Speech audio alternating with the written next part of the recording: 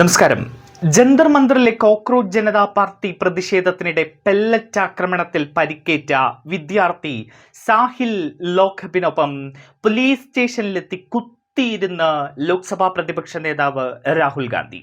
സാഹിലിന്റെ പരാതിയിൽ കേസെടുക്കാത്തതിൽ പ്രതിഷേധിച്ചുകൊണ്ടാണ് Rahul Gandhi parliament street police സ്റ്റേഷനിലേക്ക് എത്തിയത്. ദില്ലിയിൽ നടക്കുന്നത് ഏറെ നാടകീയമായ സംഭവവികാസങ്ങളാണ്. പരാതിയിൽ കേസെടുക്കാതെ മടങ്ങില്ല എന്ന നിലപാടിൽ രാഹുൽ ഉറച്ചുനിന്നു. തുടർന്ന് സെൻട്രൽ DCPയുമായി അദ്ദേഹം കൂടിക്കാഴ്ച നടത്തി. വിദ്യാർത്ഥിക്ക് നീതി ലഭിക്കും വരെ പോരാടുമെന്നാണ് രാഹുൽ ഗാന്ധി പ്രതികരിച്ചത്.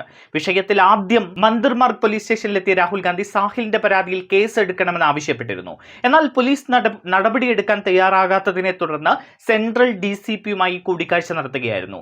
രാഹുലിന്റെ അപ്രതീക്ഷിതമായിട്ടുള്ള നീക്കം പോലീസ് സ്റ്റേഷനിൽ നാടകീയ രംഗങ്ങൾക്ക് വഴിവെച്ചു. മുതിർന്ന കോൺഗ്രസ് നേതാവ് ജയറാം രമേശും പ്രിയങ്ക ഗാന്ധിയും പിന്നീട് സ്ഥലത്തെത്തിയപ്പോൾ കാര്യങ്ങൾ വഷളാകുന്ന അവസ്ഥയിലേക്ക് എത്തി. വിദ്യാർത്ഥി നേരത്തെ 2 തവണ പോലീസിൽ പരാതി നൽകിയിരുന്നുവെങ്കിലും കേസ് എടുത്തിരുന്നില്ല. തുടർന്ന് അഭിഭാഷകരുടെ സാന്നിധ്യത്തിൽ ഓഗസ്റ്റ് 14-ന് സാഹിൽ ഡൽഹി പോലീസിൽ ആദ്യ പരാതി നൽകി. എന്നാൽ ഇതിലും കേസെടുക്കാൻ പോലീസ് തയ്യാറായില്ല. തുടർന്ന് ഓഗസ്റ്റ് 17-ന് ഇമെയിൽ വഴിയും ഫോൺ മുഖേനയും തുടർ നടപടികൾ ആവശ്യപ്പെട്ടുവെങ്കിലും പോലീസിന്റെ ഭാഗത്തു നിന്ന് മറുപടി ലഭിച്ചില്ല.